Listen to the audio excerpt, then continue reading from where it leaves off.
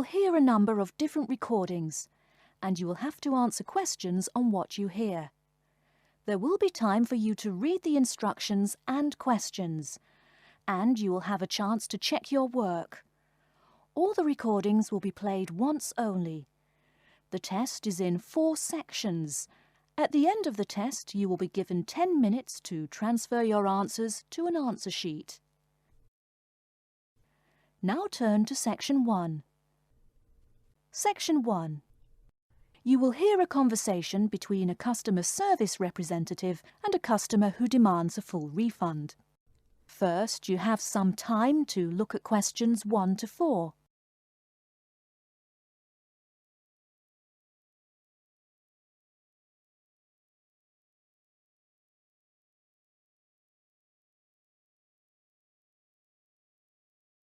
You will see that there is an example which has been done for you. On this occasion only, the conversation relating to this will be played first.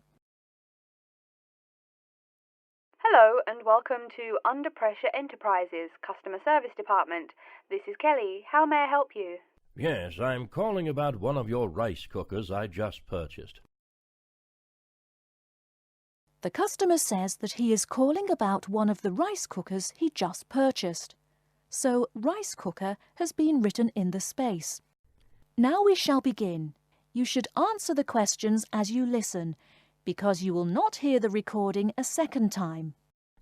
Listen carefully and answer questions 1 to 4. Hello and welcome to Under Pressure Enterprises Customer Service Department. This is Kelly. How may I help you? Yes, I'm calling about one of your rice cookers I just purchased. What seems to be the problem, sir? Seems? There's no seeming about it. The blasted thing shoots hot steam all over the place, that's what. It nearly scalded my hand when I went to open it. Why, it could have killed the cat or something. It could have exploded and killed my wife and me. Sir, please calm down. As long as the steam escapes the cooker, it won't explode. So you're telling me there's no problem? Are you calling me a liar? Sir, no one is calling you a liar. Yes, so I demand a full refund. Under Pressure will be happy to refund your money, sir. Now, I just need some basic information. Okay. Sorry, I do tend to get a little hot under the collar. My wife tells me to slow down. So, what do you need to know? Sir, don't worry. I just need to ask you the model number of the cooker. Where are my glasses? Here. Let's see. It's R242.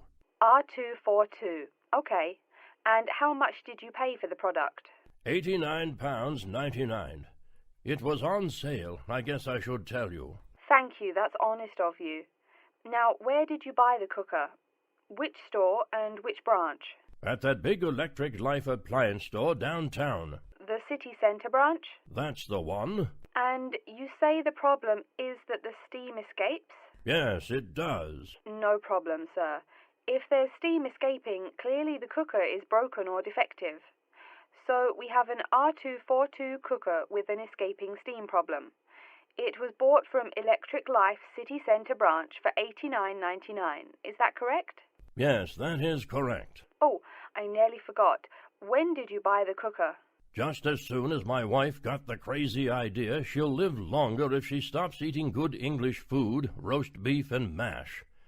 No, all she says she wants is rice and vegetables and sauces you'd not soak your feet in. Before you hear the rest of the conversation, you have some time to look at questions 5 to 10.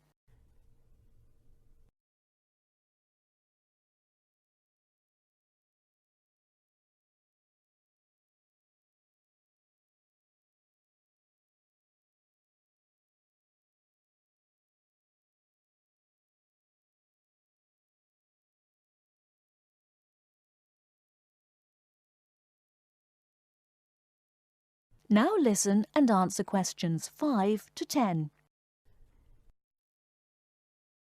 Sir, when did you buy it? Oh, there I go again. Let's see. We bought it just 6 months ago. We hardly use it either. But 6 months? Is that too long? I mean for the warranty? Very well. That's well within the warranty period. Now, what's your name and address? Name and address? What for? Sir, it is company policy. If you want your money, you must inform me. Money, you say?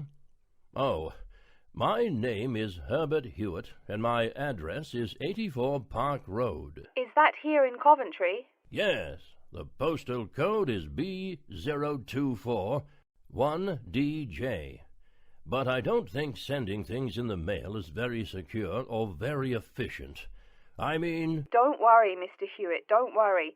We can credit the money to your credit card. You do have one, don't you? Yes, that's how we paid for the cooker. Oh, yes. We still have the number on the computer. I only need to ask your card's expiry date. I'm afraid I never give that sort of information out. I mean, once you have that, anyone could go charging things and... Sir, I said your expiry date, not your card's password. Oh, yes. Foolish me. Of course, you didn't say password. Let's see. That will be April 2008. April 2008. Very well. Your card still has nearly 2 months left to go. We'll get that refund right to you, probably by 5 o'clock this evening. You had better. If I don't get my money... Wait. Yes, I know I'm losing my temper again. I really am sorry. I haven't had my medicine today. And, sir, just one more question for our records. How often do you go shopping at the city centre branch? Oh, well, it's hard to say. I suppose maybe once a month. But I can tell you this. If I don't get my refund, I'll never shop there again. Oh, I think it's time to start looking for another job. That is the end of section 1. You now have half a minute to check your answers.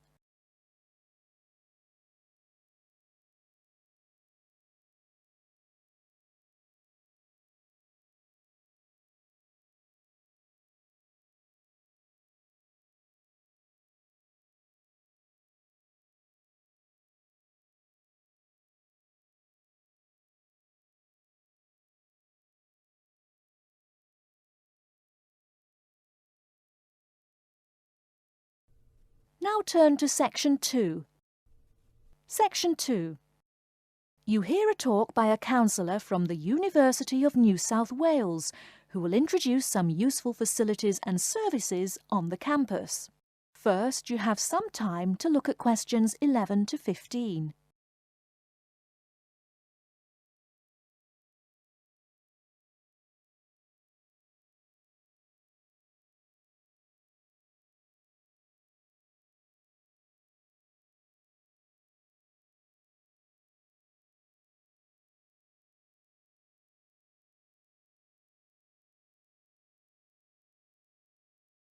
Now, listen carefully and answer questions 11 to 15. Hello everyone, and welcome to the University of New South Wales. The first thing I'd like to do at today's orientation session is get you all oriented. That means tell you the location of some useful facilities and services. So, first of all, take out the maps we gave you all as you came in the door. The map is the big yellow sheet of paper. As you can see on the map, north is at the top, south at the bottom, etc. Which way is north? Well, look through that window on my left, your right. See the rising sun? That would have to be east. So north must be directly behind me. Now, we're at the campus main gate. The recreational facilities are on my right hand, and its opposite is the student centre. No questions? Good. Pretty easy, right? Okay. Did everyone eat breakfast at the student food service this morning? Was the food good? Yes, I am joking. I've eaten there too. So, after a meal like that, you must be eager to go to a doctor, right? Well, I have good news for you. The Student Health Centre is located about half a kilometre straight north of here. Look on your maps. You see the street on the east side of this building? Ned Kelly Avenue? Just follow that about 500 metres and the health centre will be on your left at the 3rd cross street. Now, I know you all just got here. So you must be wondering how to tell your folks you've arrived safely, how much you miss the dog, and how you already need more money. If you don't have an iPhone, you probably are wondering where to find a computer. Well, I have good news. If you go straight out of its door and walk down the garden street, you'll see the internet unit on your left side, just next to the gym. The hours are posted on the door and the computers are free, but you must bring your student ID card with you. Like I tell everyone, if you need help with anything, you can probably find right here in the Student Centre. Do you see the 4 buildings there between the Student Centre and the library? Those are the dormitories. The men's dorms are the 2 on the south, the women's the 2 on the north. Okay, I'm sorry to have to tell you, but the university has been doing a lot of repairs and remodelling and it's not all done yet. So there may be some small problems with your dorm rooms. Maybe the window doesn't open. Maybe an air conditioner is missing or does not work. If there are any problems, you can go to the complaint office, which is right beside the teaching building between the Parker Street and the Crammer Street. Just tell them your problem and they should have it fixed by the time you graduate in 4 years. I'm joking, but please be patient. There are a lot of little things they need to take care of. Tired of the school food? No? Give it a week. Or maybe you just need a place to get coffee in the wee hours of the night during one of those marathon study sessions. Either way, you definitely have to check out the little cafe just past the women's dormitories. They've got free Wi-Fi, so a lot of students saddle up with coffee and a bagel for hours on end to get work done. Before you hear the rest of the talk, you have some time to look at questions 16 to 20.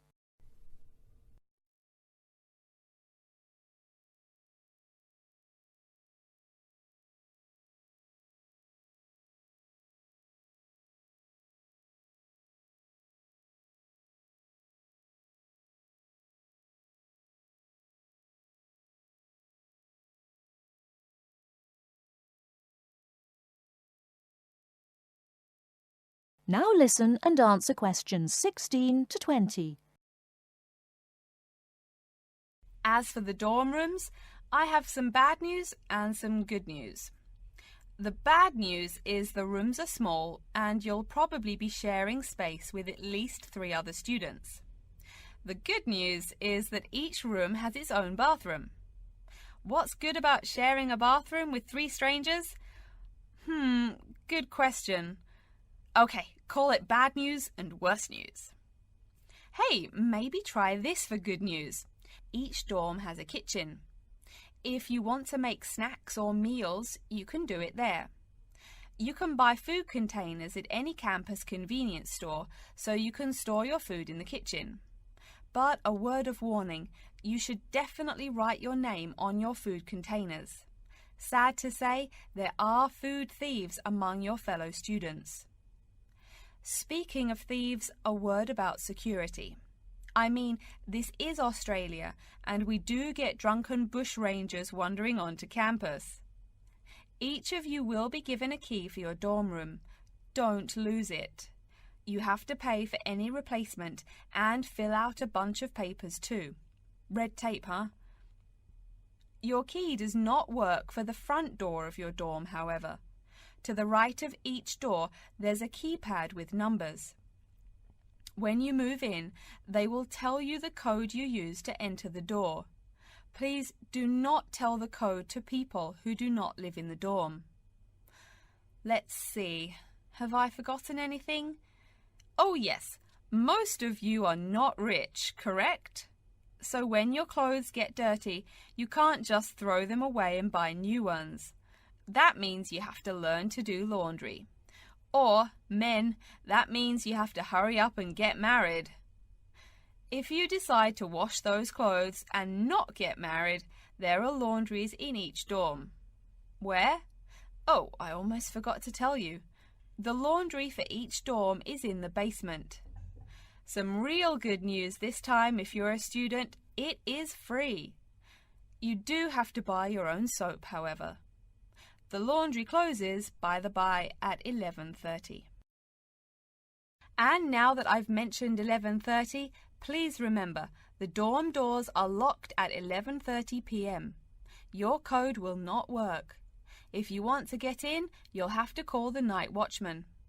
Don't worry, you can get that number at the dorm office. Yes, the dorm office and the complaint office are the same office. All right then, before we continue, are there any questions? That is the end of section 2. You now have half a minute to check your answers.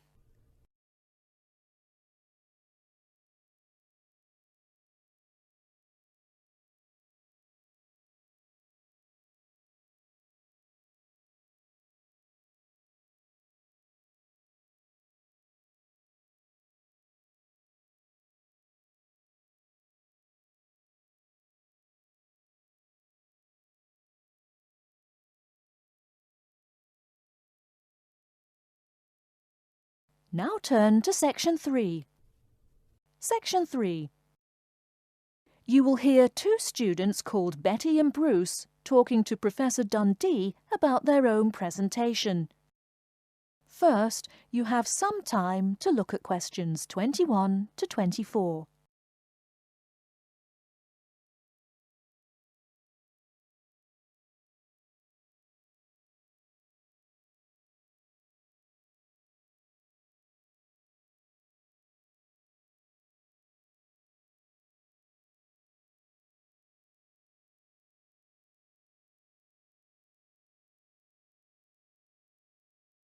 Now, listen carefully and answer questions 21 to 24. Come in. Professor Dundee, we're ready to make our presentation. Oh, yes. I did say 1 o'clock, didn't I? Please, sit down. So, who goes first? Bruce? Or you, Betty? I guess I could. Bruce is always a little shy. Not after he's had a lager for lunch, eh, Bruce? Ha ha! No, Betty really should go first. Okay, well, I'm reporting on the effects of different marketing strategies on the cheese and oil markets. Different strategies obviously affect the sales volume differently.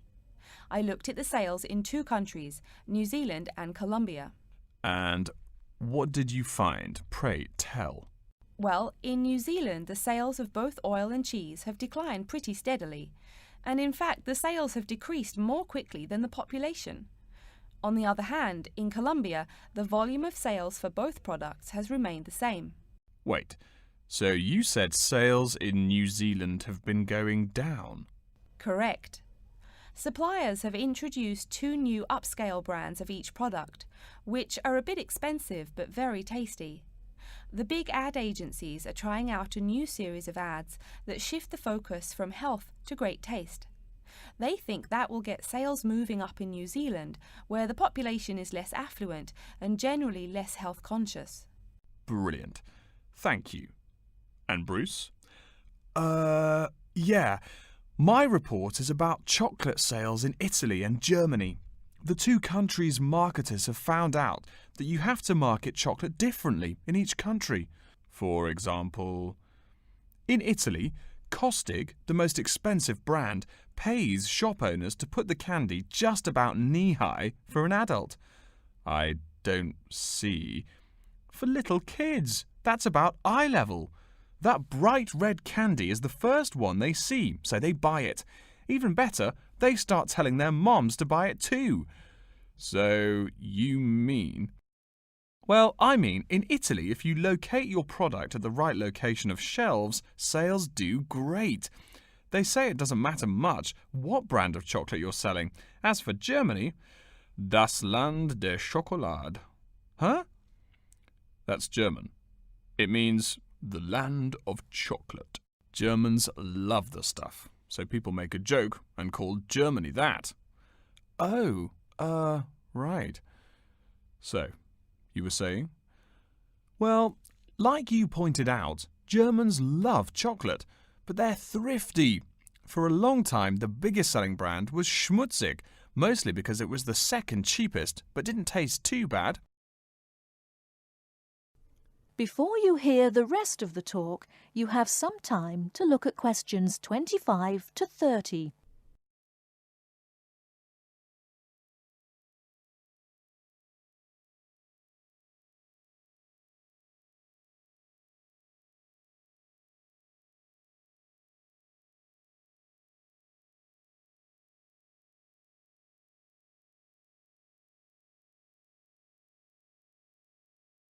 Now listen and answer questions 25 to 30.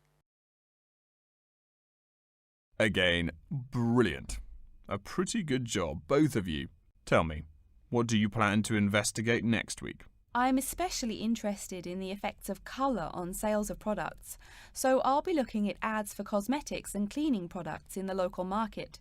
You know, like the distinct orange colour of Mr. Muscle, lavatory cleaning products. And you, Bruce?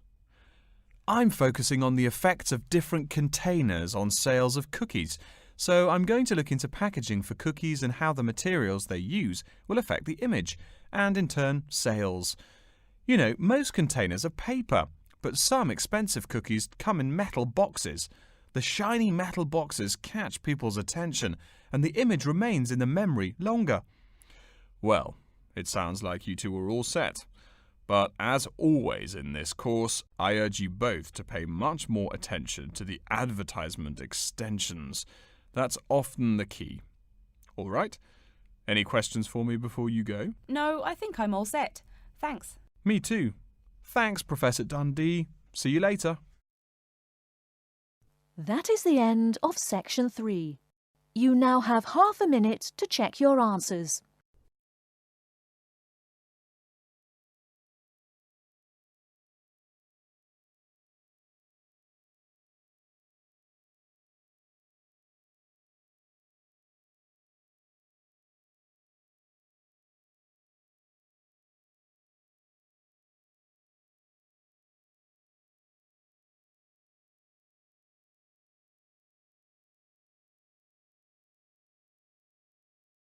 Now turn to section 4. Section 4. You will hear an introduction of the exhibition named 2 Centuries of the Bike. First, you have some time to look at questions 31 to 40.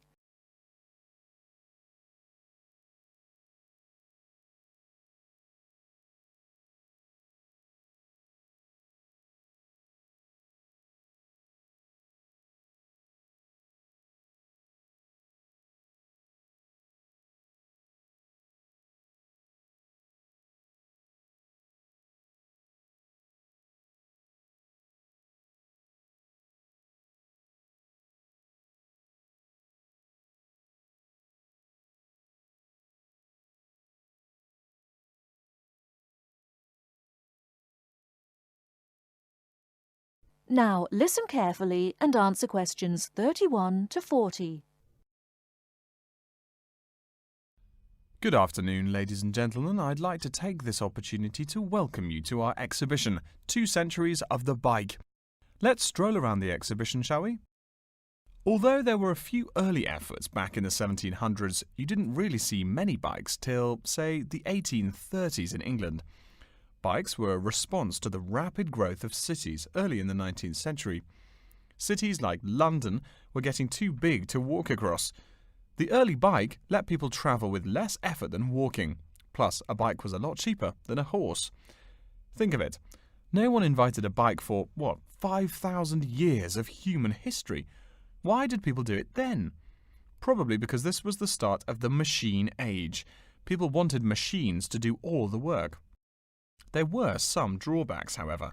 For one thing, there were no pedals.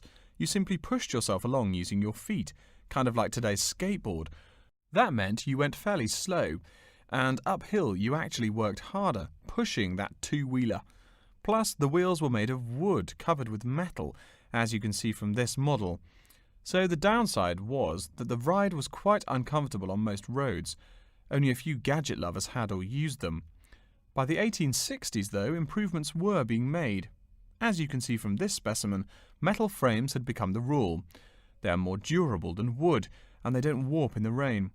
The biggest improvement, however, was the development of the chain and sprocket system. They're connected. This meant you did not push the bike. you used pedals, just like today. You had to try harder to balance, so it took some practice to figure out how to use the pedals. But it made the ride so much easier. As a result, the good thing was that you could ride a lot more smoothly and with very little effort. By the 1880s, another big change was the use of rubber wheels. These became pretty common at that time. Though the first ones were solid rubber, the ride was a good deal more comfortable than the old iron and wood system. This is a big consideration because the faster you go, the more you feel every bump. Air-filled tyres, pneumatic tyres, didn't really come into use till around the year 1900, as you can see from this exhibition over here. That made the ride even more comfortable. So by 1890 or so, people were going a lot faster and a lot more smoothly. There was one problem when you were going quickly and comfortably. Oh no, how do I stop? Yes, we all laugh now, but for a long time the only way to stop was to drag your feet. That didn't work very well, and it would be dangerous if you were going fast. In the crowded cities of those years, New York, Chicago, and so on, you would get killed if you couldn't stop for, say, a streetcar. Plus, look at this bike. The front wheel is nearly 1 meter and 2/3 tall. They made them that way so you could see over people in wagons, but you couldn't drag your feet. This model is called a velocipede, a speed pedal.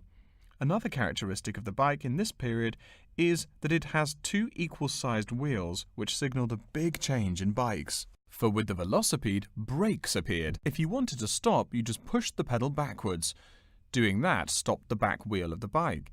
This technique worked a lot better than dragging your feet or jumping off the high seat there. This meant that bikes became a great deal safer. It would have been safer if people wore helmets, but the first bicycle helmet wasn't invented until years later, and even then, it was little more than a leather ball cap. It really wasn't until the 1970s that the bike helmet was modified to provide some real protection. Before continuing on to look at developments since the 1890s, let's say a word more about safety. Everyone knows if you're going downhill, you can get going dangerously fast. To go more than 100 kilometers an hour isn't all that difficult. But even on level ground, it's easy to go too quickly. On a city street, today's bicycles can be ridden at a speed of over 40 miles an hour over a short distance. That's about 64 kilometers an hour. Remember, you're on a bike, not in a car. There's nothing to protect you. People are killed in single bicycle accidents every day, just from hitting the road. A good rule to remember is, if you're going faster than the cars, slow down. And please wear a helmet. Nearly 1/4 of the epilepsy cases come from head injuries in accidents on bikes and motorcycles. I don't mean to scare you, but safety is everyone's business. What? Now that's a good question. Why are today's bikes so much faster? Well, it's not just that today's athletes are faster. The answer is partly mechanical. If you look closely here at the back wheel, you'll see a number of gears. Changing gears is what makes those fast speeds possible. You can shift gears depending on the terrain and how hard you wish to pedal. So you can put it on a higher gear for downhill and a lower gear for uphill travel to make it easier to climb that slope. You'll notice this gear shifting mechanism is attached to the back wheel, and when the rider shifts on the handlebar gear shifter, the chain moves to the appropriate sprocket. And, speaking of changing gears, let's look over here at our Tour de France exhibit. That is the end of section 4. You now have half a minute to check your answers.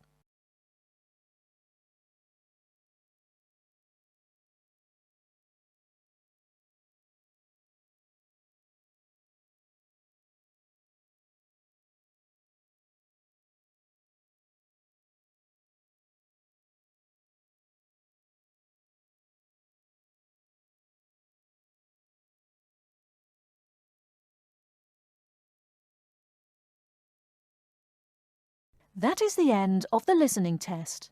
In the Ielts test, you will now have 10 minutes to transfer your answers to an answer sheet.